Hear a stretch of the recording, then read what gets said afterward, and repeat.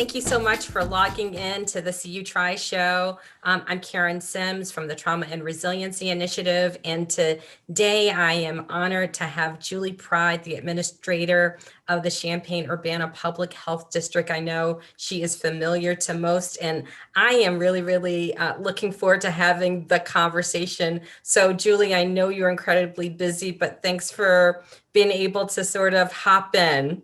Thank you for having me on. I appreciate it.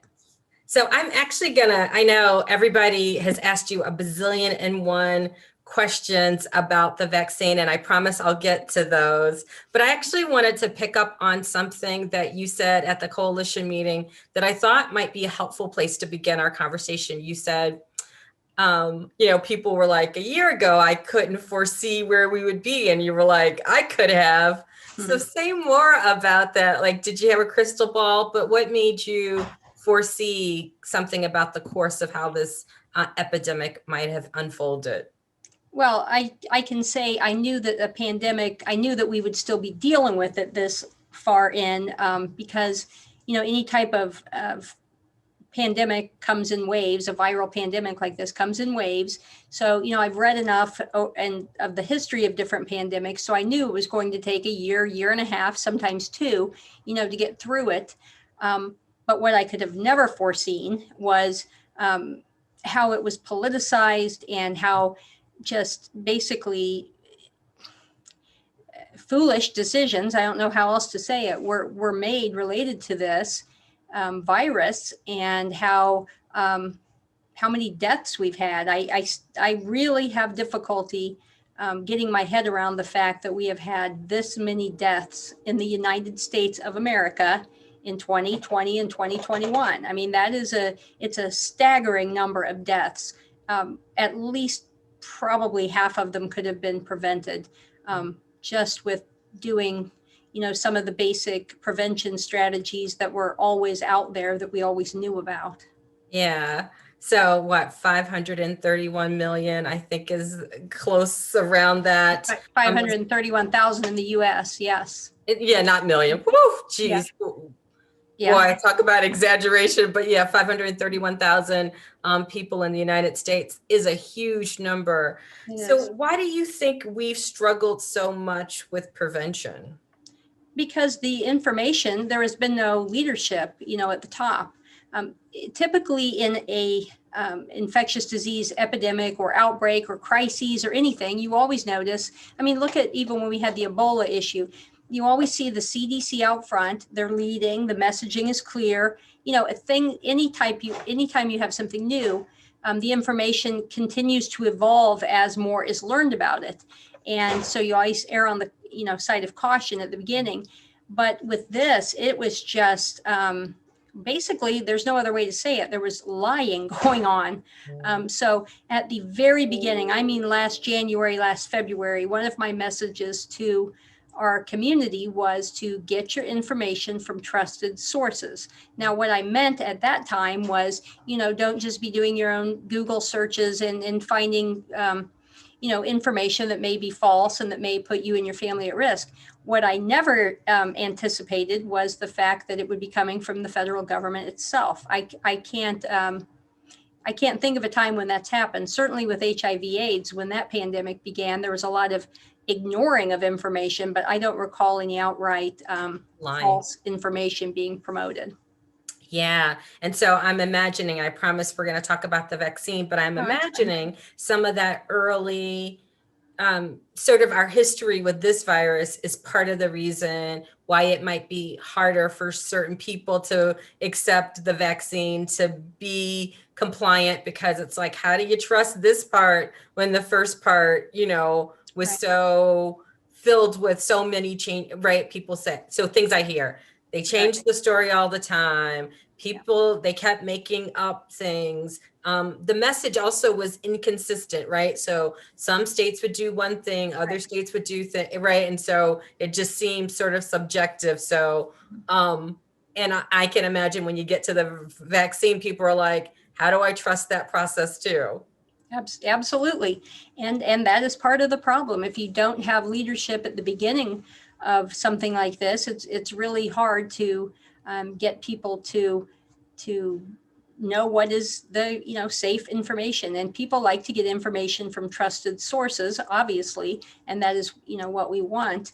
But it was just the way it was done was just, it was bungled. There's not any way to get around it. It's too late to deal with that now. But moving forward, we're in a much better place now. We are getting vaccine into people. We have 3 vaccines now, 3 types. There are medications, there are treatments, things that didn't exist. So I was also surprised at how fast we were able to get a vaccine, given that, it's a coronavirus and it's not a flu strain like we had probably always assumed that the next pandemic would have been.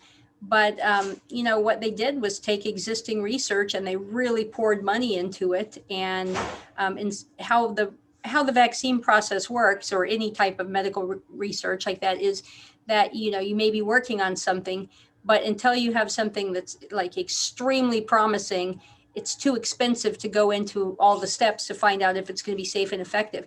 And with this, it was pretty much, all hands on deck. There was money coming in from all over the place. The Gates Foundation, the federal government, of course, Gates Foundation, even Dolly Parton, chipped in $1 million. There was money coming in from everywhere to get these moving forward faster, so that you didn't have to have like almost a perfect thing before you move forward. They could start moving things forward and then say, no, this isn't going to work. This isn't going to work. They could start, checking them out until the ones that kind of rose to the top to be the ones that were the most effective and the safest. And the fact that all of these vaccines are as safe and effective as they are is remarkable too. I mean, you don't usually get a vaccine that is that highly effective. Yeah. And they are all extremely effective at preventing hospitalizations and deaths, which of course is what our goal is. Yes. So I have one more just sort of basic COVID thing, and then let's have some conversation about the vaccine. So my basic COVID question though would be, because I do wonder, having done, prevention and HIV for a while, I do wonder if people, once like HIV became a chronic manageable disease, like if people then forget about prevention. So I wonder, like, what's the public health message around prevention and even testing? Because I rode by the testing line, and I was like, I remember seeing a robust testing line, and, now it seems like people are not thinking about testing. It's like, and so what's the prevention message that you would sort of want to say clearly? Mm-hmm. Well, I am so proud at overall how Champaign County has done in prevention. They have been remarkable. You rarely see people out and about in stores and things without masks on. And when you do, they're probably here from other counties. But, you really do. We have a really high level of people who are masking and distancing and have done, what needs to be done. And that is evidenced by our lower death rates and our lower, hospitalization rates over some places. But, the prevention has got to continue, because as much as we're vaccinating, everyone's not vaccinated. And until we have a really high number of people vaccinated, we're going to need to keep doing these. So, for example, if you are fully vaccinated, so that can be 2 shots or 1 shot, depending on which vaccines you choose. But if you're fully vaccinated, you're protected. But what's not known yet is, could you still be infectious, not sick, but infectious, so that it could be up in your nasal pharyngeal area and you cough or sneeze or talk and you could spread it to someone. So until we have enough people vaccinated, or until we know that you cannot spread it that way, then we have to assume that you can. So, we really want people to, number 1, get vaccinated as soon as you can. But number 2, please keep wearing the masks and distancing when you're in public. When you're at home, if you if you have a group of friends and you're all vaccinated, you're perfectly fine to be hanging out together indoors. Even it's fine. But otherwise, keep up a lot of the same things that have been going on. There are, with the testing, we want people to go ahead and continue to test as well. Even if you're vaccinated, if you have been somewhere and you think you might have been exposed, or you find out that you were with somebody that was positive, even though you're protected and you don't have to go into quarantine, we would still like people to get tested. So, obviously this is an invisible disease, and we need to know if it is spreading. We need to have you test to see if there's any type of vaccine breakthrough or anything like that. And kind of exciting is the University of Illinois is part of the National Institutes of Allergy and Infectious Disease Studies, where they'll be vaccinating some students and then later vaccinating another group and then swabbing them every day to test to see if they are infectious, and also drawing their blood to see if they have antibodies. So these studies are going on all over the place all the time. So, we're getting new information all the time. But meanwhile, we just have to make sure that we're doing everything we can to protect ourselves and our families. And just to, I'm going to further reiterate, I am always the trauma person. And I believe like transparency is key. So what Julie said, as clear as possible, 2 weeks after you've been vaccinated, there's the possibility, this is what we know. We don't 100% know there might be disease spread. But because like maybe 20% of us are vaccinated, then you want to assume that most of you all in the community should continue to do what happened before we had the vaccine, right? Like you're like, let's not change behavior yet, because we're not even close to that, like magical finish line, 50. So pay attention to that, because I do think people hear the vaccine and they think done, and most people aren't done. Yeah. And the other thing that I want to ask you, and this is the confusing, and if you don't want to talk about it, but then what does this have to do with variants? And explain what a variant is, because that's the confusion, because people are like, yay, let's be excited. And then all of the, experts are like, let's be excited, and then they pause, and then no one wants to talk about the variants because no one wants to seem like a Debbie Downer. No. I will talk about the variants. So, viruses, and these are RNA viruses, and they mutate all the time. Every single time a person transmits to another person, these are mutating. They do it all the time. It's like making little copies of themselves, and there's going to be errors all the time. So what has happened in the US is our, that there are places that just are having wild spread, and it's just insane to me. Every single time that is happening, you're giving a variant an opportunity to take hold. So a mutation. So when you hear about these variants, those are ones that have taken hold. The one that is most prevalent around here that we're aware of is called the B117 variant. And what we know about that right now is that, it's still the COVID-19, but it's a little bit different in that it spreads about 70% faster, anywhere from 50 to 70% more transmissible. And that's significant because you already originally from Brazil, or is that South Africa? That's a UK variant. That's the UK. Okay. And again, it's what happens with these names and where they're from. That's just where they're first reported from. Perfect. It could have been here and transferred over there. We just don't know. So that's why you typically use the name of them, like the B117. But yeah, you're exactly right. That's the UK one. But it is, they also think it could be 30% more deadly. So that's really important. However, the good news is that right now, all three of the vaccines do work for that. So it's still going to prevent those. They have to move quite a bit, or in a way that the vaccine won't work. But when we have people like, for example, Texas and 13 other states who are just not doing, the things that they need to do to prevent this from spreading, we do risk that taking hold, and we do risk having a variant emerge that will then blow past the protection of the vaccine, for example. And if that happens, then the only thing we're going to be able to do is have to get another shot. We're going to have to get another booster shot, because we will have to have one that then takes care of that. So obviously we don't want that to happen. So the goal is to get people vaccinated as fast as possible. The variants are also a good thing to think about as far as understanding that we really have one health in the world. There's one health.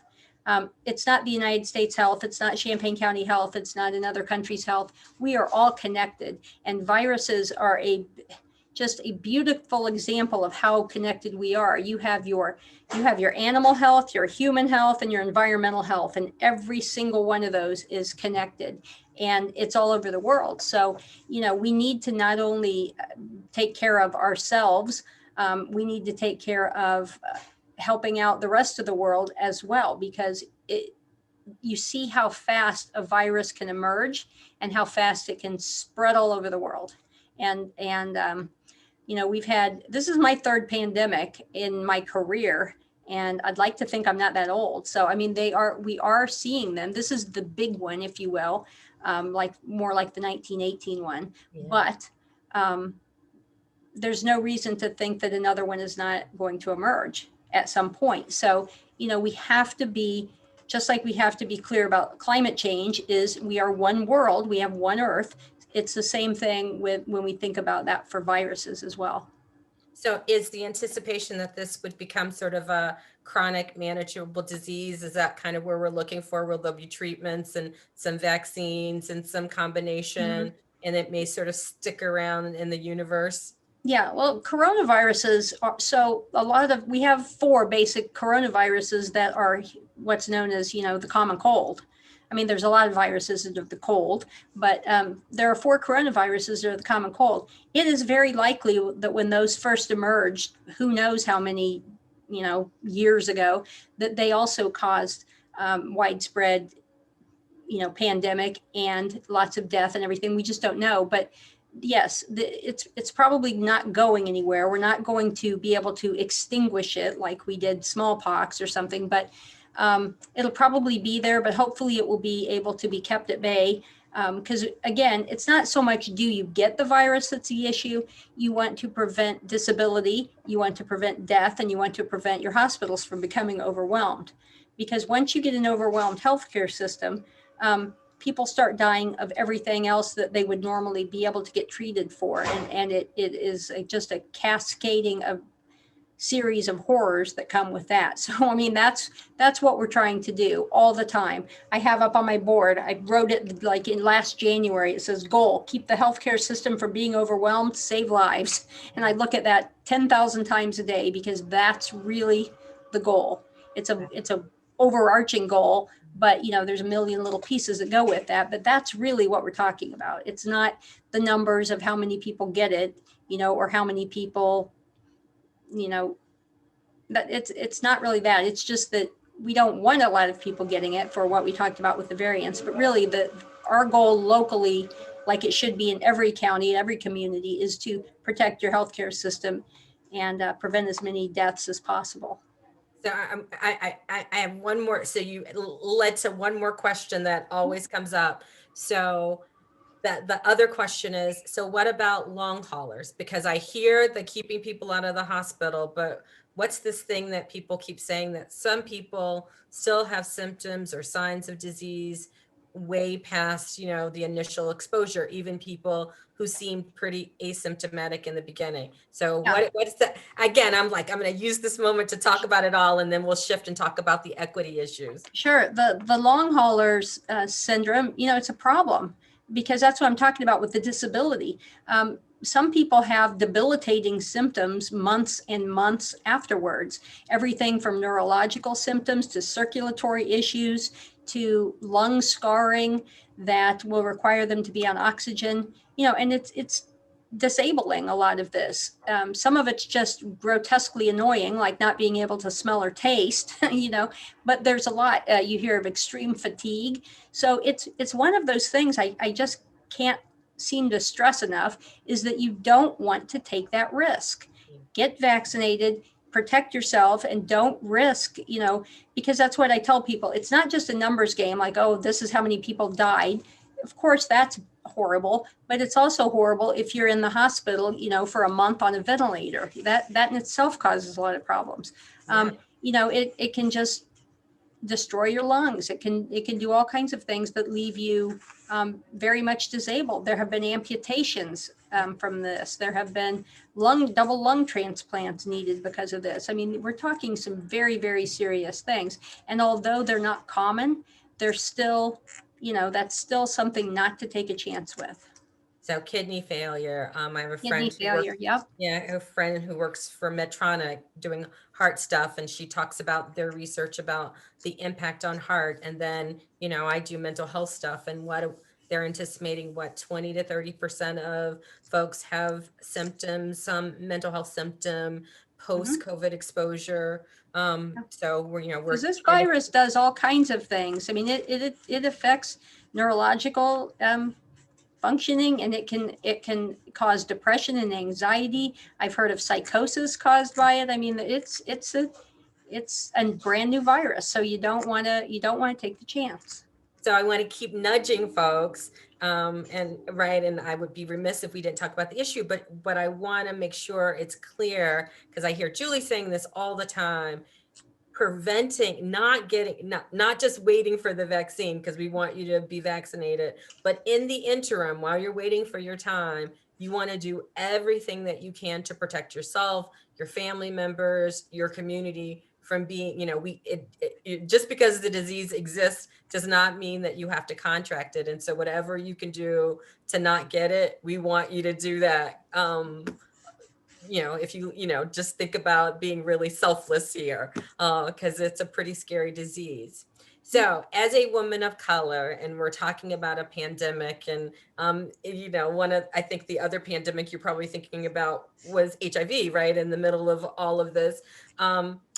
I know there are always equity issues. And so we could probably talk about the equity issues that exist just with COVID in general, and then maybe segue to talk about the issues around vaccine and vaccine distribution. I know that was a long sentence, but maybe we should talk about, maybe just to make sure that everybody understands, because they might have heard news segments about, hey, there are equity issues. Mhm. It may not understand the disproportionate, like in terms of impact, but also how that might show up in vaccinations. Okay, well, let's start at the beginning when the virus first emerged and they came out with the term, you are an essential worker.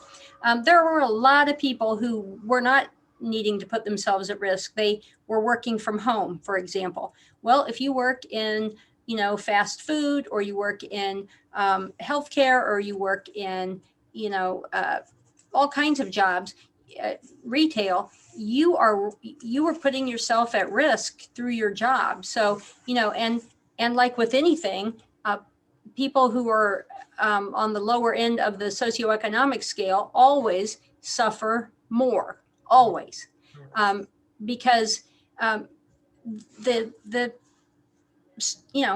I don't know how to say this, but the systems aren't there to support them as much. Now in Champaign County, we did a much better job with that because we are a very caring community, and places and people stepped up, and they made sure, for example, that when people were locked down, a lot of people don't have money to coast on and to be able to be fine during that. So they were getting food to people. When the schools closed, people were stepping up and making sure that kids were being fed. That kids that rely on this. But so there is, because of people of color especially, were put at more risk, not because of some biological thing. It's not like there's something different biologically. The issue is that more people of color were in jobs that put them at risk. The pork plant, for example, in Rantoul, that was a big outbreak, and luckily no one died in that one, but they certainly did around the country. I mean, these jobs, they were having no protection, and they were right out there. And that was at the very beginning, and they were saying you were essential, so work or get fired, and some died. So you have the jobs, then you have the housing situation. You may have multi-generational housing, which then you bring that home from your job, then everybody in your family's there. If you have a grandma or a sick family member, a disabled family member, or someone with a condition, then that puts them at risk. And we've seen people die from that. You also see lack of access to healthcare in general. So I may know if I have diabetes or kidney disease or high blood pressure, or cholesterol or whatever, because I go to the doctor regularly. When you don't have access to that, you have no idea if you have those things. So it's not even entering your mind that, oh, I need to be more careful because of. So you have those issues. So you have, neighborhood. It's all of the social determinants of health that impact. So again, it's not biology, it's all the other things around that put people more at risk. And then when you get to the distribution of vaccine, we see the same issues as well. Rather than, I have to go to the Florida example because that just almost makes me insane. You probably heard that the governor of Florida gave the vaccine to his wealthiest donors. That is absolutely unethical, and it's not how it's supposed to happen at all. First of all, the governor should not even be involved in that. That should be a public health decision, and it should be done in a way that does not make it convenient for the health department. I mean, what we do in public health is, we look at numbers all the time, but what we should all be doing is saying, where is the morbidity and mortality, or who is getting sick and who is dying? Who's getting sick and who's dying?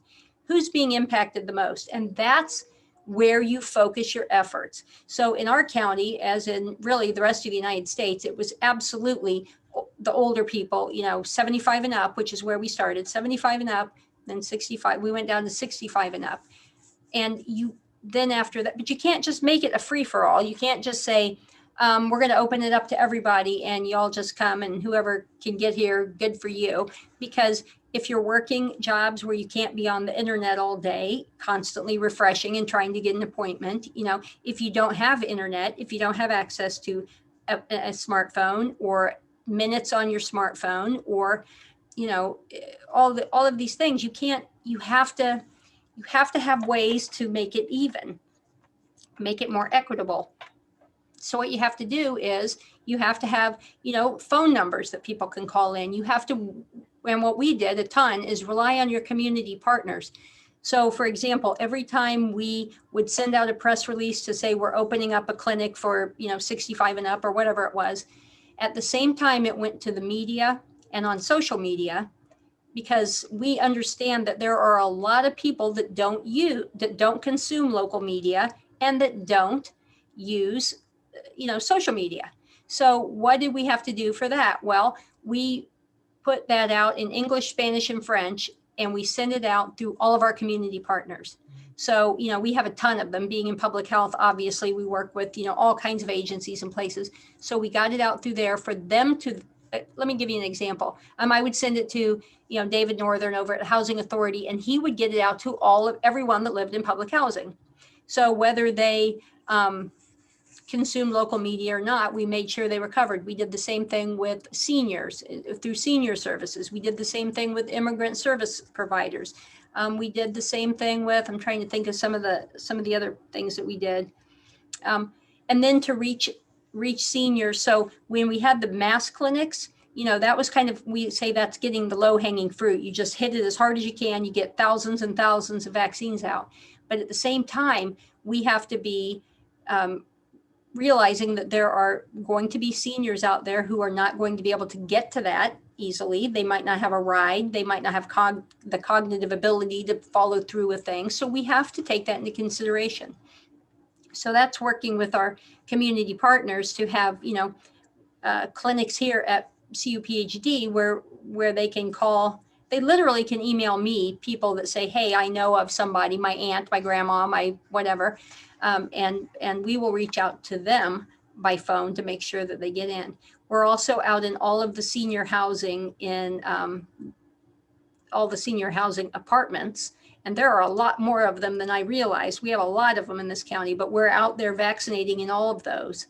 And then when that's done, then we will go to the privately owned senior housing, because we've got those too. So, we have a lot of stuff to do, and we constantly have to listen. The faith-based community has been amazing with helping us get information out. The social service agencies help us get stuff out. So right now we have volunteers from all over the place that are out canvassing neighborhoods to put the flyer with the little QR code and help people sign up for the clinic tomorrow. I mean, so, and you just have to have a lot of ways to do things, and you have to have a lot of community partners, and you have to have low tech, low threshold ways for people to get the vaccines. You know, I hear all the time people are just about ready to rip their hair out because they have to go in through a website. Well, that's not easy. I mean, I'm not even going to lie. It's getting more difficult for me to do some of this stuff electronically. So I can't even imagine if all of a sudden you're told you need to go in and you need to make an account and you need to have a password and you need to do this and do this. And I tell so, yeah. people in my family now, I have a health condition that made me on the eligible list. And, what the joke in our family was, it was like I was signing up for concert tickets in the morning that I knew that I was like, Yep. up for, because I had tried on the Friday as soon as I got nosed, and by the time I got done with work, all the vaccines were gone. It was like on a day that we did the try show, so at 4:15 when I tried, like everything was gone. And then I like went to another website and they were like, well, Monday morning you can register. So I got up super early, did a dry run, and I was like, I remember this from when I used to buy concert tickets, Yep. right? Like you keep refreshing. Yep. And that's And so you can see that there are just, you can imagine your grandma trying to do that. oh no, Or, yeah, you know, or somebody with cognitive issues or language barriers or you know, sensory issues, anything. I mean, you have to have alternate ways to do things. absolutely. So I kind of did the same. My mom is in Indy, so I walked her through that. But we are really fortunate that their like a neighborhood center that was a community partner, just made like helped out with transportation. So they arranged, right, because it was seniors, so they arranged for them to go in groups, Yep. and that really increased compliance. But before that, because this is my mom, she decided that she spent a good 2 weeks sort of putting out educational like information and preparing. So when it was like vaccine sign up day, people were primed and ready because she had spent like a couple weeks getting them prepared. And then you will not find this appropriate, and so I'm saying this publicly, but the other thing was we knew that Johnson and Johnson was coming down, and I kept telling her to really advocate for the other ones. And so this is again completely inappropriate, but she told all of her senior residents that it was the white vaccine, and everybody signed up. That's funny. Yeah, but yeah, you know, but with the one thing that's funny, but you know, we don't want to. We understand there is all kinds of information out there. As long as we're making sure that we're getting the correct information out there, people can have a choice. Not they can't come to a site and say, "Oh, I want this thing," because usually how we're doing it in Champaign County is we can at least say like tomorrow it's a Johnson and Johnson clinic, one and done. If you want it, you can go there. If you don't, here's my email. You can come here and get it, or you can go to Carl and get Pfizer, Champaign Urbana to get Moderna. You know, but we just want to make sure that people get the first one that they're eligible to get and get in there. But so should we try rapid questions? Because I think that sure. that's a great segue. Because I wondered, like, for example, it seemed like if you've already had COVID, you should still be vaccinated. So like, doesn't it seem like the Johnson and Johnson, like you would want to you already have some measure of protection, like that would be the go-to 90 days after you clear, right? Like, isn't that like? Yeah, and you don't have to wait 90 days until Okay. after. You do not. Right now they're saying that they only know for sure that your protection lasts 90 days, but it more than likely lasts longer. But no, as soon as you're out of isolation, you can get your vaccine. You can be sick, be in isolation for 14 days. Sorry about that. And then be able to, get your vaccine just Okay. as long as you're done with it and out of it and you don't have any symptoms anymore. So we hear that clearly. You should still be vaccinated, even sorry. if you've had COVID. Like, Yes. do Yes. not assume that that's a pass. Yep. So, Okay, well, I don't know how to put my phone on. Jason knows this because this happens to me all the time. so I'm going to ask just a couple of questions because I know people. So are there like, what would you say for people who are hesitant and fearful about getting the vaccine? Because I had a couple questions that came in. So what would you say to that? And then the other question was about the allergies in the vaccine. So first of all, if you have questions, if you're anxious or you are hesitant, get your questions answered, because you're nervous or hesitant because you have questions, and that's perfectly fine. And get your questions answered, whether it's from your healthcare provider or whether you need to call over here and talk to someone. We'll hook you up with somebody that can answer your questions, but talk to a trusted healthcare provider. Don't Google it, because then you'll get down the rabbit hole, and who knows what you might find. Next time we see you, you may be wearing a little tinfoil hat. So try not to do that route. But any healthcare provider in town will be able to answer your questions. I am so sorry.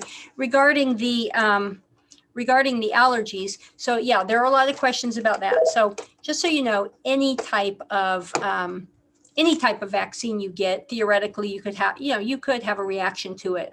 Anything from a mild reaction with a rash to an anaphylaxis, or where your throat starts to close up and things like that. No matter where you get your vaccine, they're going to be ready for that. So when you get a vaccine, people are there with the EpiPens, with the Benadryl, with the trained personnel to deal with that should you start to have an issue. That's why when you get a brand new vaccine, they have you, because you've never had it before, they'll have you sit there for 15 minutes, because that's usually the range. If you're super anxious about it, stay for 30 minutes. And sometimes they may tell you to stay for 30 minutes. And then when you're done, if you have not had any reaction, then they're going to send you on your way. You're sitting there for the reason that if you should have a reaction, they can deal with it. And if you get it in Champaign-Urbana, especially, they're going to deal with it, and they're going to call 911, and you're going to be swooped off in the ambulance to be dealt with, and, get you out of that. So that is a concern, but you have to know that this isn't like this. You probably don't know it when you go to get a shot, but all that's there every time you ever go get a shot anywhere, a vaccine, all that's there. All right. Yeah.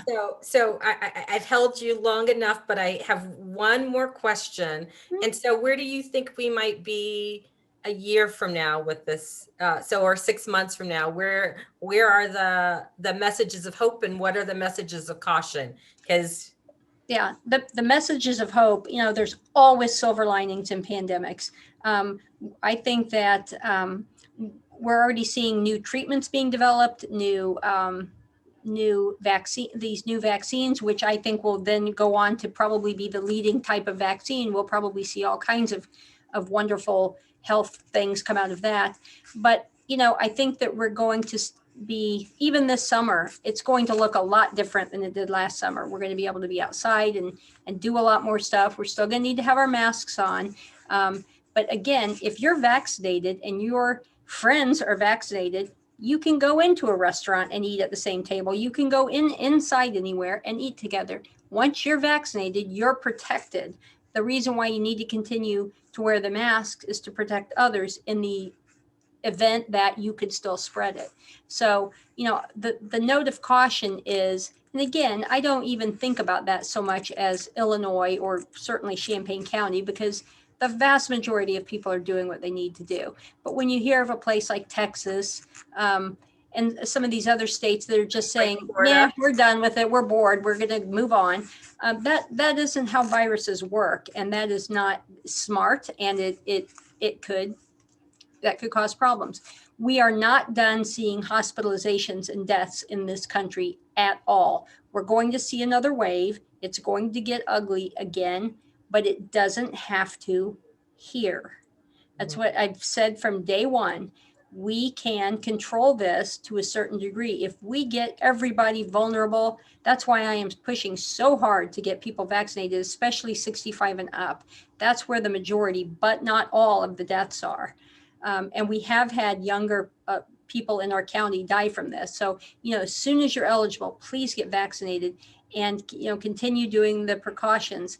The precautions are just basic public health. If you've noticed, you didn't see any flu this year. Probably you didn't have colds like you do. This is the first year in my whole adult life, I think, where I didn't have some hideous cold that turned into a sinus infection, at some point during the winter. So, I mean, these measures work.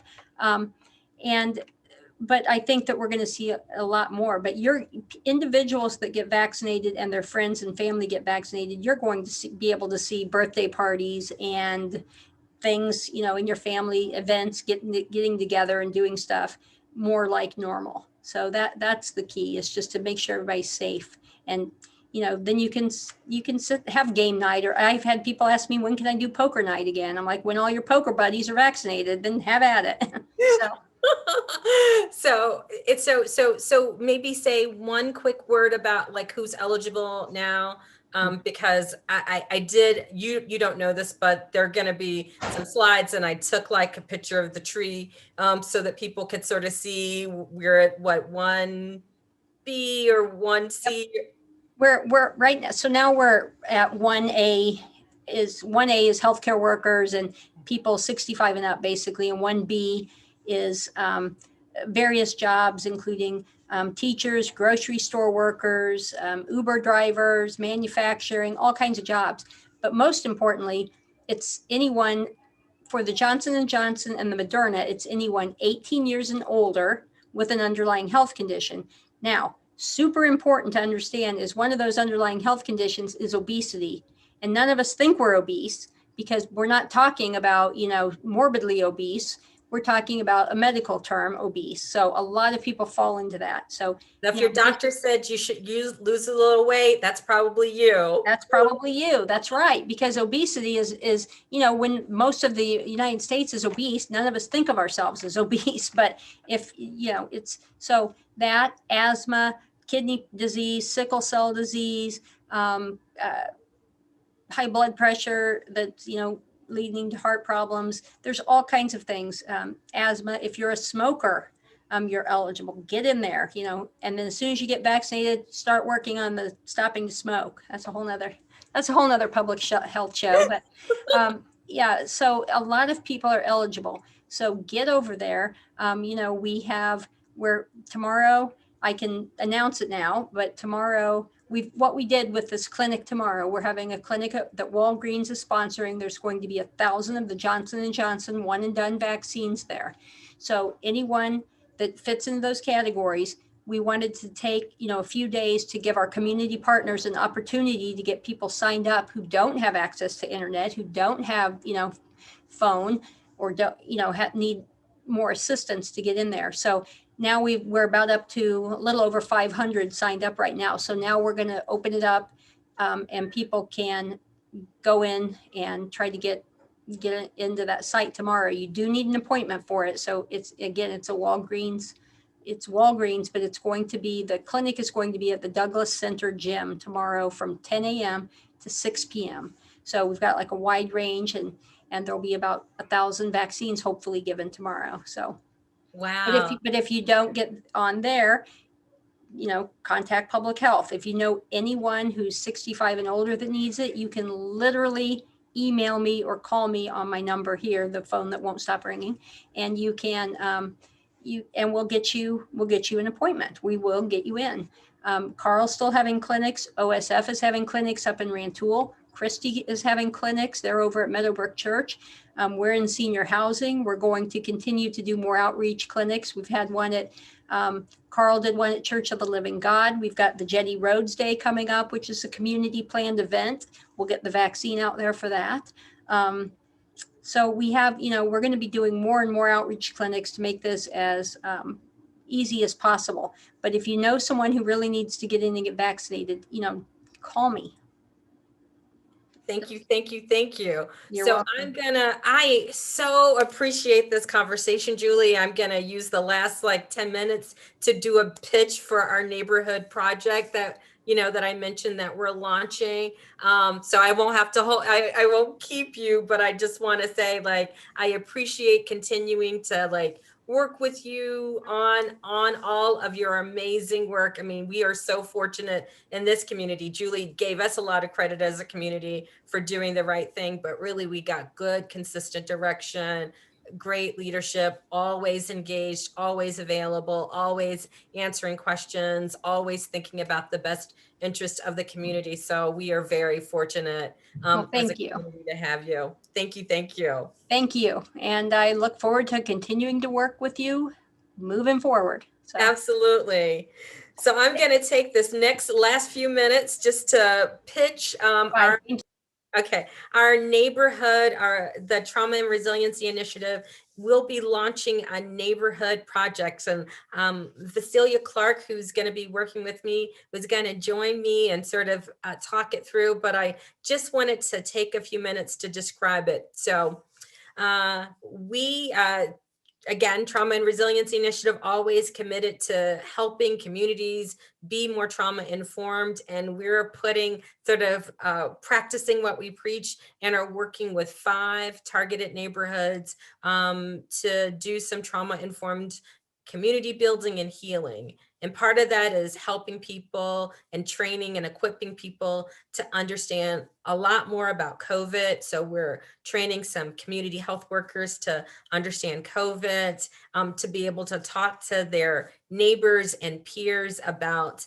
mental health and wellness and resiliency.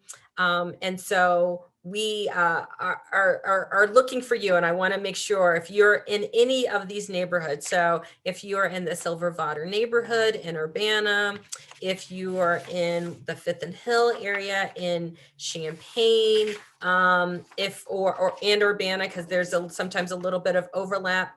If you're in Garden Hills, the Country Brook area, Douglas Park, and again, you'll get a flyer. If you're in any of those areas and you want to make a difference, we're looking for you. So we're looking for people to, again, be community health educators, to help people find resources and understand how to get to things like COVID clinics or get help that they need. Reach out to us. If you're somebody who is a wisdom leader, who is a grandparent, or just somebody who's the go-to, who's over 55, that's a real resource, we need you. If you're a teen, 15 to 20, teen young adults who want to, again, do some leadership around COVID education and mental health, but also to do some violence prevention, we need you. If you're somebody who has said, hey, I see myself as a mentor, or I believe in restorative justice, or maybe you've been trained in circles and you are really great at relating to young adults and teens, we also need you. So you'll see there are lots of ways to get in touch with us. We'll start training. So you'll get training, you'll get a certificate. And for those people who decide to really journey with us, we're even got a little bit of, we have lots of ways to incentivize your work. So if you are looking for a way to make a difference and want to get involved, reach out to us. We'd love to have you. Training starts on the 22nd of March. So it's right around the corner. If you just have questions, so if it's for you, if you have a family member, if you have a friend, we need you. So, and again, just really prioritizing, just building and equipping the community to have voice, to know how to find resources.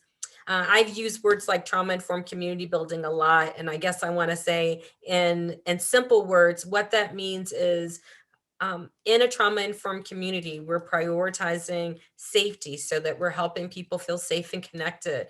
We're making sure that neighbors, neighborhood leaders feel really connected to each other. So we're promoting trustworthiness and transparency. We also want to elevate the voices and choices and decision-making of people who live in neighborhoods, because sometimes great wisdom comes from outside, but we also know there's a lot of power from within, but also like making sure you're full partners in those conversations. We also prioritize and promote empowerment, always, always, always. And we really highly believe in restorative justice and restorative processes. And so give us a chance, come and get involved with us, because we look forward to having you work with us. I think I'm all done. So again, I am Karen Sims with the Trauma and Resiliency Initiative. And thank you for tuning in. We were really privileged to have Julie Pryde join in with us to talk about our current state of COVID and our current COVID response. And we will see you in a couple weeks. Bye-bye.